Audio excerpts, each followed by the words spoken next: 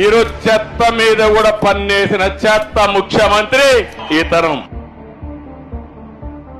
రేపు రాబోయే అక్టోబర్ 2వ తారీఖున చెత్త ఎక్కడా లేకుండా చేసే బాధ్యత మీదని నారాయణ గారికి చెప్పే పరిస్థితి వచ్చాను. రాష్ట్ర ప్రజలందరికీ ఒకటే చెప్పేది, చెత్త పన్నును తీసేశాం.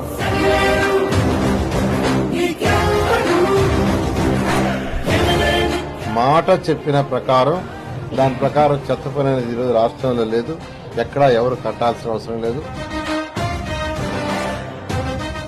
85 లక్షల మెట్రిక్ టన్ల లెగసీ మిగిలిపోయింది. 2025 అక్టోబర్ 2వ తేదీ కంప్లీట్ చేయాలని ముఖ్యమంత్రి గారు ఆదేశించారు. ఆ ఆదేశం ప్రకారం ఈరోజు జరుగుతుంది.